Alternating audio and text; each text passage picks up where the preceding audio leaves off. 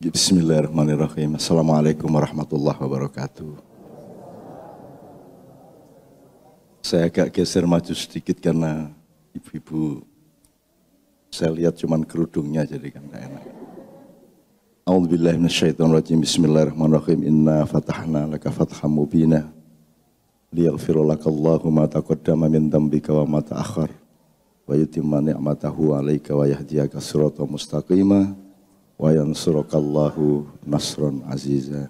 Sadaqallahul azim. Amma ba'du. Saya awali dengan rasa syukur kepada Allah bahwa saya diizinkan Allah, bahkan diinisiatifi Allah juga untuk dipersaudarakan dengan Anda semua di Washington DC. Dan saya terima kasih kepada Anda semua gelem dadi dulur saya, mau menjadi saudara saya. Dan kalau sudah bersaudara di dalam Islam, dia skalanya harus dunia dan akhirat sekaligus. Amin ya rabbal alamin.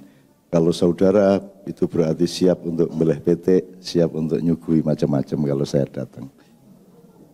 Bismillahirrahmanirrahim. Ini tadi pembawa acara mengawali dengan urusan identitas saya. Siapa saya ini sampai ujungnya Mbah Nun ya, Mbah Ngainun ya.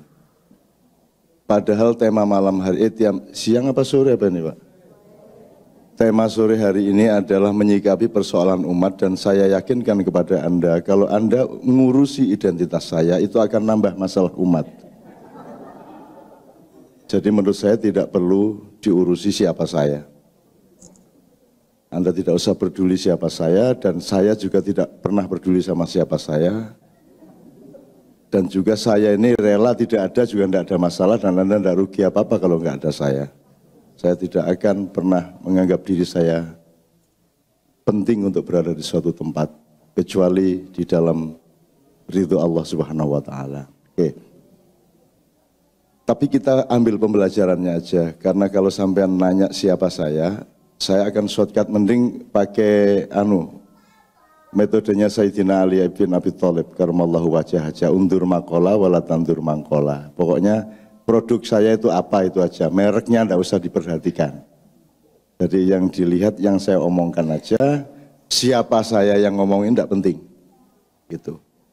Itu Ali bin Abi Thalib memberi opsi pada momentum budaya tertentu seperti itu.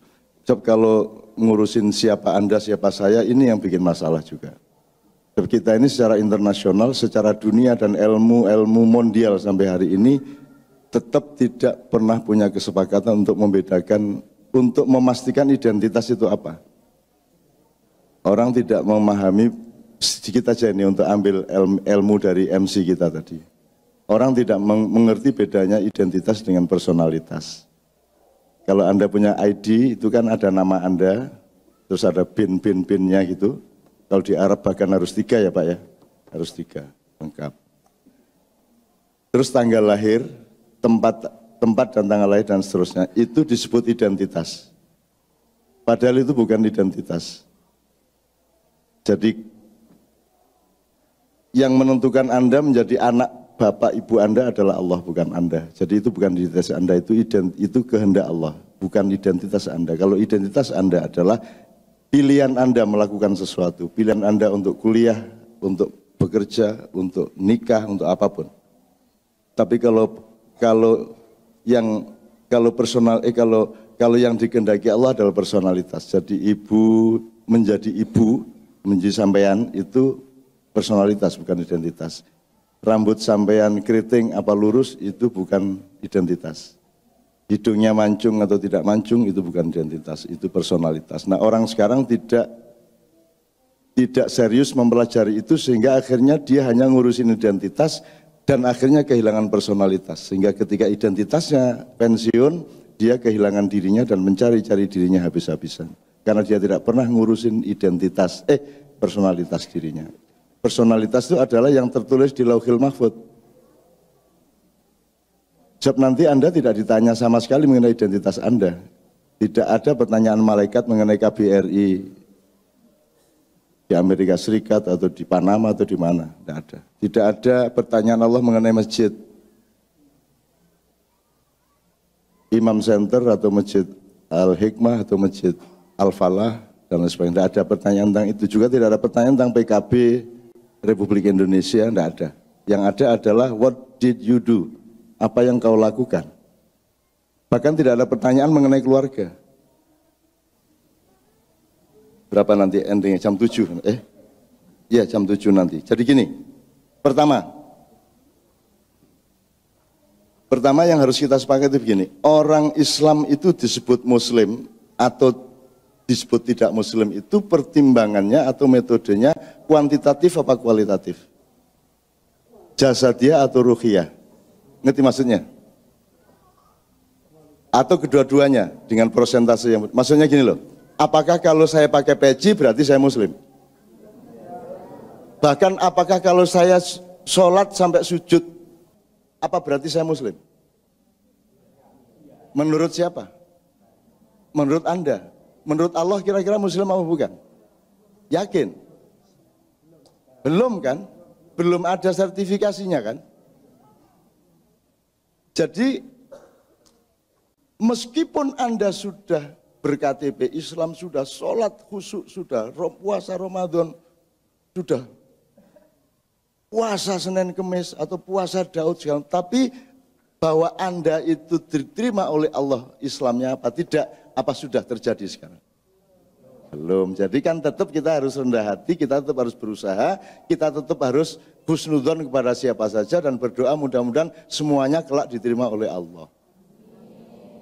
Wong kita sendiri belum dapat sertifikat, nggak usah nuduh orang lain kafir gitu loh.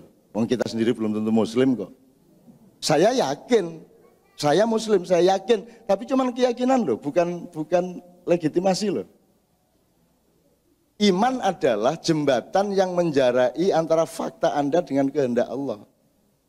Maka dibutuhkan iman karena belum ada. Kalau nanti di surga enggak butuh iman, Bu. Di surga kok pakai iman, sudah menyatu dengan Allah kan enggak butuh iman. Iman itu ketika kita belum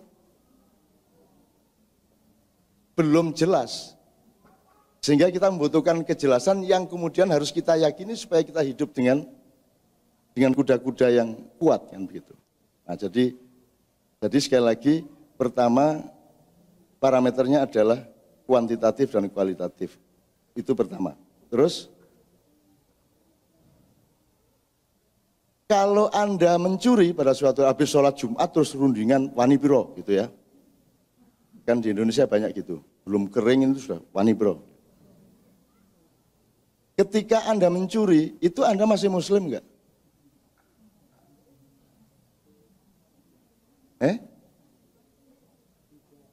Ketika Anda mencuri itu kita masih Muslim enggak? Atau maka kita harus rendah hati satu sama lain. Situ bilang masih, situ bilang tidak. Coba lah, nyeneng no tau iki. Oke gini aja, peristiwa mencuri itu peristiwa Islam apa peristiwa kufur? Kufur. Nah, pelakunya kafir apa Muslim?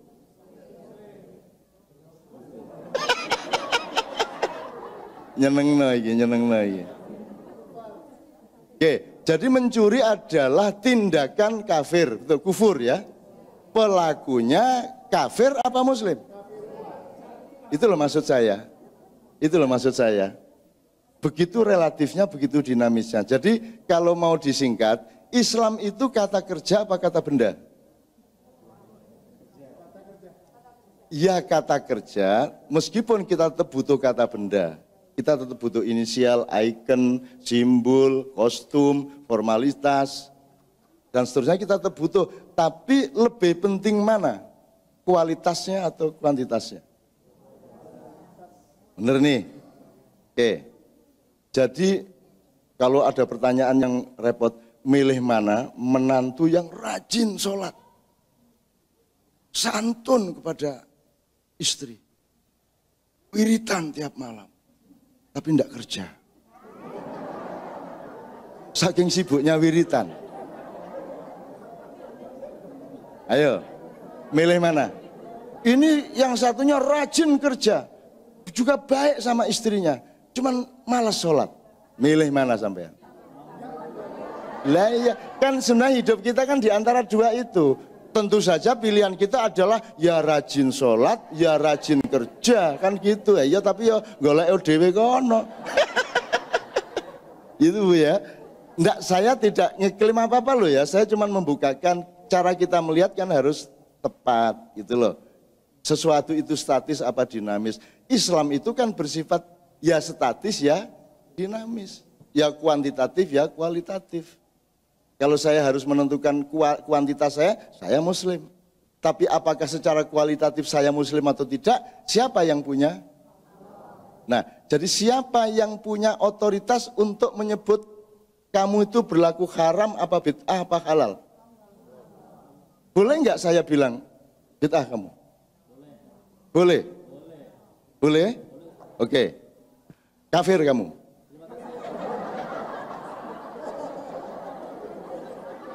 Gini Mas, saya berhak berpendapat bahwa itu kafir, bahwa itu bid'ah, bahwa itu musyrik. Saya punya berhak berpendapat. Tapi apakah saya punya otoritas untuk nuding seseorang? Itu maksud saya. Nah monggo ini bukan keputusan saya. Ini keputusan Anda, saya itu cuma bukain. Menurut Anda gini, meso boleh enggak? Ngerti yang orang Jawa, meso? Meso itu kan, saya tiap hari meso Mas. Di dalam hati saya. Kalau kepada Anda, misui namanya.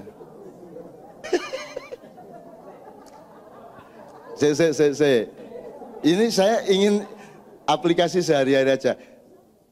Allah mengatakan kalau engkau punya niat baik, belum engkau lakukan pun sudah mendapat pahala, betul enggak? Tapi kalau engkau berniat jahat sebelum engkau melakukannya, kamu tidak berdosa. Jadi aku bendino meso Mas, ndek njero atiku. Ya cuk, opel. Ya. Tapi saya tidak pernah nuding orang. Saya tidak pernah nuding orang. Sebab kalau nuding orang namanya bukan miso, tapi misui.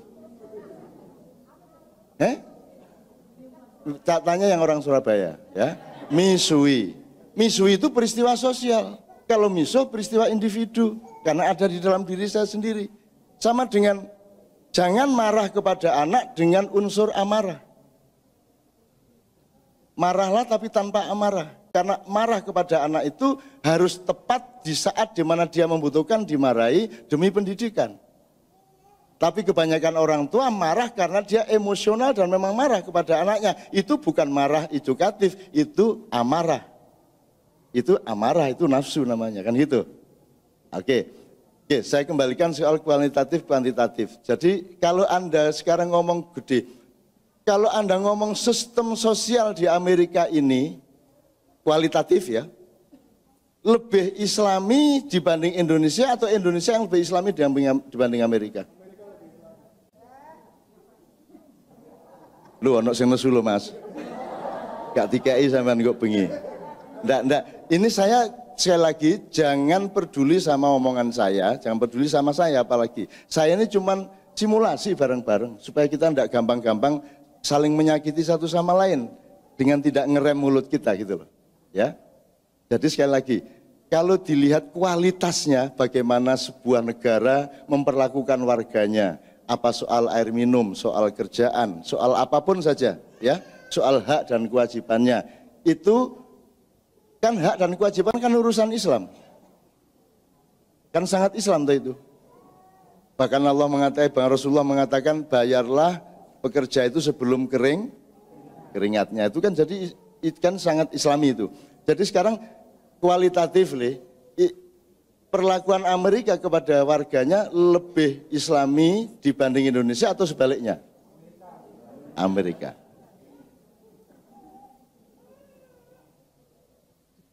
Milih mana, Amerika apa Indonesia?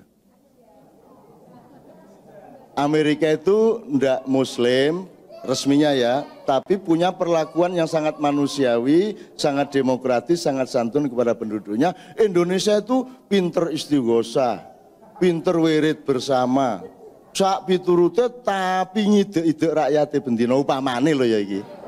Upamane lho Pak ya. Upamanya.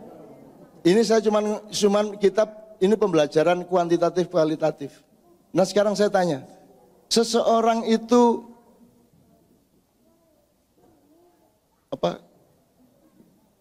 seseorang itu musyrik, itu software apa hardware?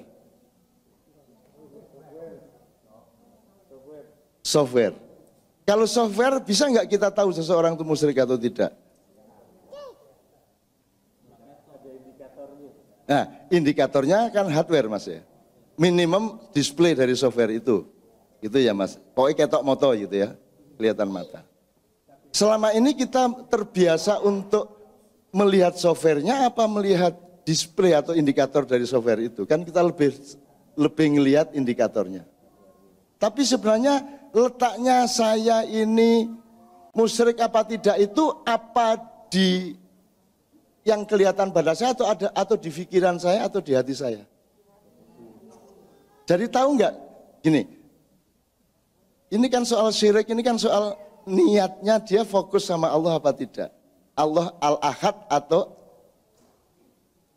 Allah itu ada yang lain, ada yang dituhankan selain Allah, baru itu yang namanya syirik kan gitu. Nah jadi syirik itu letaknya di dalam software kita apa di luar. Jadi misalnya saya pakai ake. Apakah saya pakai ake ini berarti saya syirik? Nanti dulu, enggak tentu ya. Enggak tentu jadi lumayan. Jadi lumayan, itu sama dengan orang Madura itu. Nah, orang Madura kalau ditanya, apa hukumnya makan nasi, Pak? Oh, enggak tentu, Mas. Lu kok enggak tentu lah, kalau nasinya curian ya haram, Mas. Apa hukumnya makan sate ayam? Oh, enggak tentu. Belum tentu itu. Lah ayamnya ayam tetangga apa ayamnya sendiri kan begitu. Nah, jadi sebenarnya kan enggak bisa kita judge gitu, Mas ya. Kita harus rendah hati satu sama lain sebenarnya. Enggak bisa tahu kita dia musyrik apa tidak karena alama lubinia. Gitu ya, Mas ya? Benar nggak, Bu? Jadi kalau bisa, ayo kita saling memaklumi, saling mendoakan, saling berhusnudzon, mudah-mudahan kita semua diberi petunjuk oleh Allah. Sekarang di sini taruhannya 11 apa 23?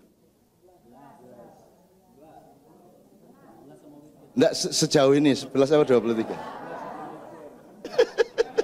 11 ya? Lu katanya banyak NO, katanya banyak Nahdliinnya, kok 11? Yang benar yang mana, Bu? 11 apa 23? Ya, Bu? Beliau sudah menjawab, benar semua. Benar semua. Bahkan tarweh itu 300 rakaat boleh enggak, Ustaz? Boleh. Ditambah 3 witir kan itu. Jadi daripada berdebat 23 apa 11, mbok sudah tarawih 100 rakaat. Biar modar kayak itu ya. Atau gini, di Indonesia juga sudah mereda pertentangan mengenai tarawih 23-11, sudah enggak penting lagi, enggak ada yang tarawih kok. Apa meneh salat subuh, kunut apa enggak kunut, lah apa rame sampean ngoyo gak sembahyang subuh kabeh ae lho. Gitu ya, Mas ya. Oke. Ini saya ini saya mencari kesepakatan metodologis saja untuk mengukur sesuatu yang endingnya nanti soal bid'ah, syirik dan seterusnya. Kalau Muhammadiyah menyebutnya TBC. TBC itu takhayul bid'ah khurafat. Itu TBC, itu labelnya Muhammadiyah. Tuh. Tapi di sini kan nggak ada NU Muhammadiyah tuh. Bareng toh di sini. Itu yang namanya identitas. Kan enggak penting toh, Muhammadiyah itu enggak ada, enggak apa-apa toh, Bu. Jadi saya ini identitasnya banyak sekali dan itu tidak dari saya semua tapi dari orang lain semua. Kamu kok sibuk amat sama identitas? Mbok dilihat kelakuan saya itu bagaimana gitu aja loh. Saya ini nyuri apa tidak? Kan gitu kan? Saya ini orang ambisius apa tidak, saya ini orang yang bisa dipercaya apa tidak, aman enggak kalau kamu sama saya, urusan sama saya aman apa enggak, mbok gitu. Kok yang dilihat kok benderanya apa. Terus saya bilang, ya Rasulullah jadi tolong kasihlah aku petunjuk. Sebaiknya aku ini masuk NU atau Muhammadiyah, Ahlus Sunnah atau Hizbut Tahrir atau Ikhwanul Muslimun atau ISIS kalian dah. Kalau memang Rasulullah nyuruh aku masuk ISIS, aku masuk ISIS. Dah, Rasulullah silakan berfatwa. Terus Rasulullah ini, apa emang nun apa ditulis? Apa mau? NU. Apa NU? Nah, Rasulullah enggak tahu NU, Mas. Yang mirip nama saya tadi apa? Muhammadiyah. Wah, kok lumayan pakai nama saya ditambahi ah.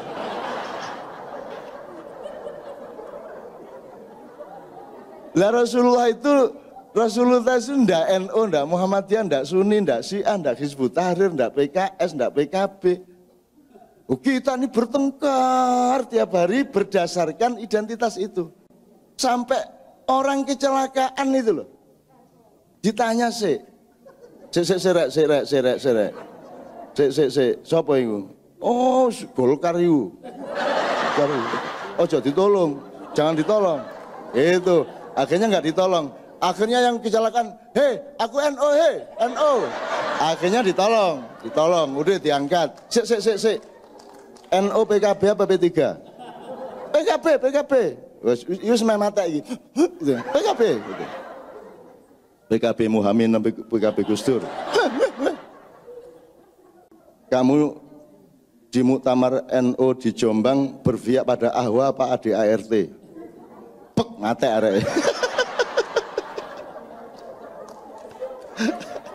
Jadi ibu sekalian, mari kita nggak mubadir ya Bu ya. Mari kita efisien untuk kebaikan. Fastabikul khairat. Itu gitu nggak apa-apa diomongin asal untuk guyon-guyon gitu ya Bu ya. Gitu loh, jangan bertengkar beneran gitu loh. Ya kalau nyek-nyekan kan wajib. Menurut kita loh ya. Masa enggak nyek-nyekan? Suami istri aja nyek-nyekan kok. Suami istri aja ya begitulah saling mencela, dul ya betul gitu kan. Jadi ada suami istri yang laki-lakinya manggil istrinya yem. Kalau istrinya manggil suaminya dul kan gitu. Dan begitu ketemu di kamar jadi bodoh kedua-duanya. Iki gunungnya sapa, Dek?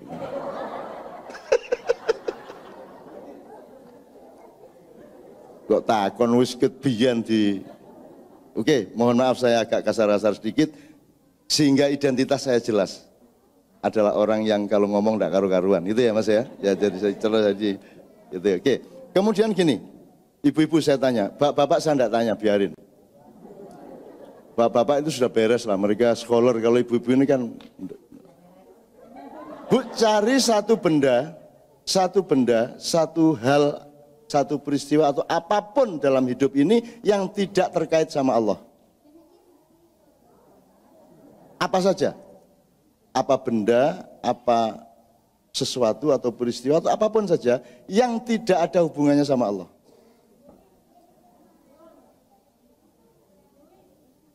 Ada enggak Bu? Bapak, ini ibu menyerah ini. Enggak ada. Jadi ada enggak sesuatu yang bukan urusan agama, ada enggak? Karena kalau Allah hadir berarti dia melalui formula yang dia sebut ad-din atau agama. Nah, kalau tidak ada sesuatu yang tidak terkait sama Allah, berarti semua hal itu adalah urusan agama. Betul enggak? Udah, sampean sebut apa udah? Dolar. Dolar nggak ada hubungannya sama agama.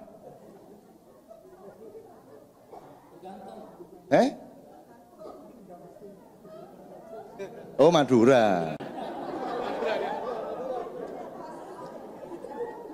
Ya nek Madura.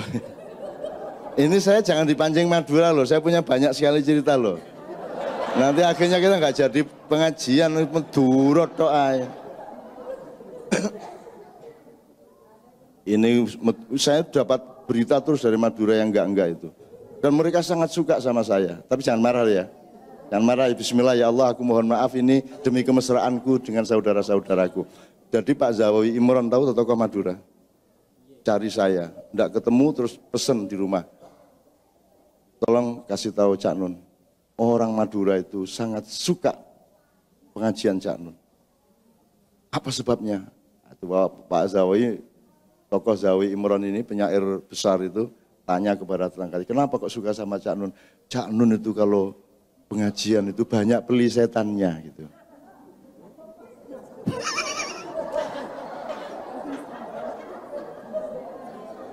Mohon maaf yang enggak paham ya. Lah orang Madura itu kan mulutnya nggak karu-karuan. Oh pelesetan kok. Nggak bisa ngomong pelesetan tuh nggak bisa.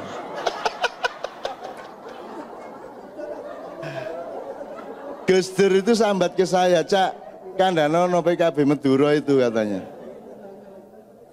Ini sekarang dunia IT. Masa mereka menolak menolak internet. Gitu kan. Orang Madura itu menolak internet. Bilang sama Gus Dur, Gus saya tidak mau yang eternity itu tidak mau saya. Apa eternity ku? Niku lho Gus sing ten handphone niku lho, sing ten nonton sak menten-menten niku lho. Oh internet karepe gitu. Orang Madura itu memang makhluk khusus yang didatangkan Allah ke muka bumi. Yang asal usulnya tidak jelas ya toh. Dia langsung dari surga ke bumi. Kasih tau ceramah, aku serius ya. Saya ini serius ya. Oke, jadi tadi saya kembalikan, nanti Maduranya nanti, kalau ada waktu. Banyak saya punya dan asik tuh. Madura itu luar biasa. Oke. Jadi tidak ada sesuatu pun yang tidak terkait sama Allah, benar ya? Jelas ya Bu ya? Oke. Jadi sekarang kita masuk sedikit gini. Sebentar, satu lagi. Kalau dalam perusahaan, siapakah yang punya hak mengambil keputusan?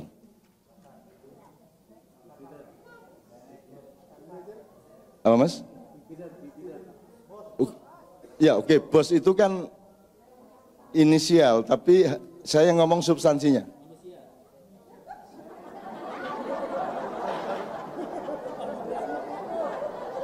Yo, aduh sampian nih. Ya masa ono perusahaan bedes re.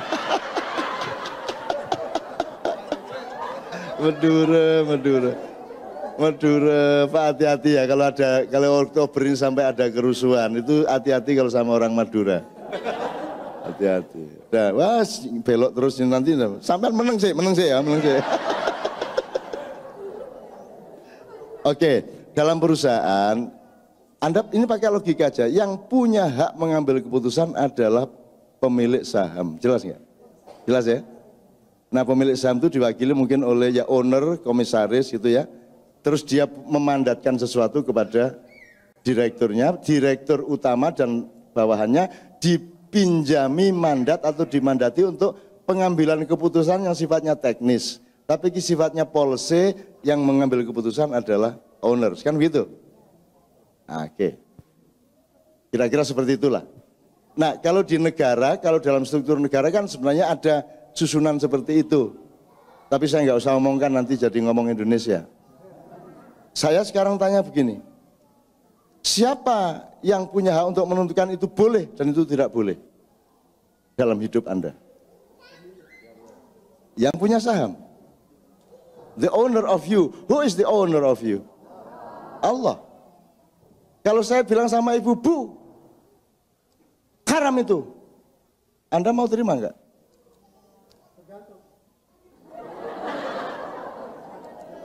Wah, gitu rusak Madura temen ya. Enggak, maksud saya ini, saya kan tidak punya saham apa-apa dalam kehidupan sampean, betul enggak? Enggak pernah berjasa, enggak pernah sumbang apa-apa, enggak pernah ngasih kerjaan, enggak pernah ngasih makan. I do nothing terhadap hidup Anda, sehingga saya tidak punya hak apa-apa terhadap Anda. Biar Anda jungkir balik, saya bisanya diem aja. Gitu kan Bu ya?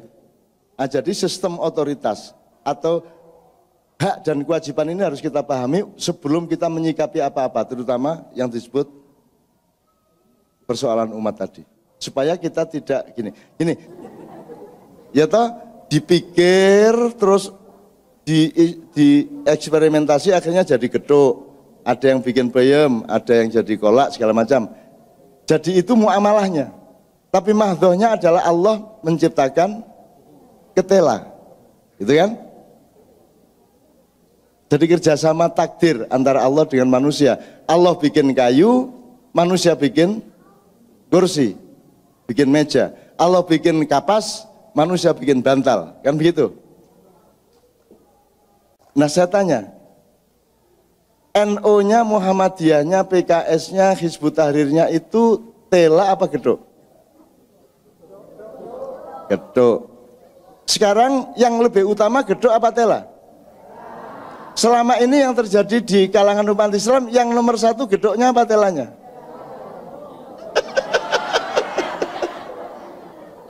Yang terjadi, yang banyak terjadi adalah gedok diperlakukan sebagai ketela. Betul nggak Bu? Padahal kuncinya ketela, gedoknya itu silakan. Ada beda antara gedok sama kolak. Tidak ada masalah. Ada yang 11 rakaat dan 23 rakaat. Ada yang sholawatan cukup di dalam sholat, ada sholawatan yang ditambahin di luar. Ditambah sampai ilir-ilir, sampai apa segala macam, segala masalah. Angger jangan dimasukkan ke dalam ibadah mahdhah. Kan gitu. Boleh nggak saya olahraga? Masya Allah, Masya Allah. Maha besar engkau yang telah memberikan otot-ototku, ya Allah. Ya Allah, engkau maha besar. Lihat ini jari-jariku. Siapa lagi kecuali engkau yang bisa memiliki ide untuk menciptakan 5 jari yang berbeda-beda satu sama lain. Ya Allah, gitu. Bagus enggak saya memuji Allah seperti itu? Loh Bu, bagus enggak Bu? Loh Bu, bagus enggak? Lu kok takut tuh. Bagus enggak? Lucu, ya oke lucu. Jadi kalau saya gitu itu kan seperti zikir toh. Berfungsi zikir kan, ya Allah masya Allah matur nuwun ya Allah. Yang enggak boleh adalah tengah-tengah sholat ngene aku. Sami Allah liman hamidah, ya Allah tanganku ini, aku sih enggak boleh. Jadi ibadah mahdhah take it or leave it, enggak boleh diganggu. Wajib seperti itu, kamu lakukan atau kamu tinggalkan, kan gitu. Tapi kalau ibadah muamalah silahkan, asal tidak melanggar syariat. Itu Bu ya. Bu, yang saya maksud gini-gini tadi itu ibu itu ngilo ya. Tak kasih tambahan beberapa menit ya, nanti saya dikasih tahu. Ahli-ahli dari berbagai bidang yang mungkin bertentangan satu sama lain kita himpun semuanya supaya kita mendapat pengetahuan yang lebih tepat mengenai bid'ah dan seterusnya itu. Karena bid'ah itu artinya adalah kreativitas. Rada angel meneh. Innovation. Jadi ahli bid'ah adalah inovator. Masalahnya inovasi tidak boleh merubah ibadah mahdhah gitu dok. Sepanjang tidak merubah ibadah mahdhah ya tidak ada masalah. Gitu loh Mas. Wong ini semua bid'ah kalau diturutin bid'ah kabeh. Naik haji itu kalau persis seperti Rasulullah tidak bisa dilaksanakan. Karena Rasulullah itu kalau tawaf hanya sekali dan naik onta. Betul enggak? Sekarang bayangin, wong jalan kaki tidak pakai onta aja kerennya jatuh. Sekarang bayangin kalau 2 juta orang itu bergiliran mau bengang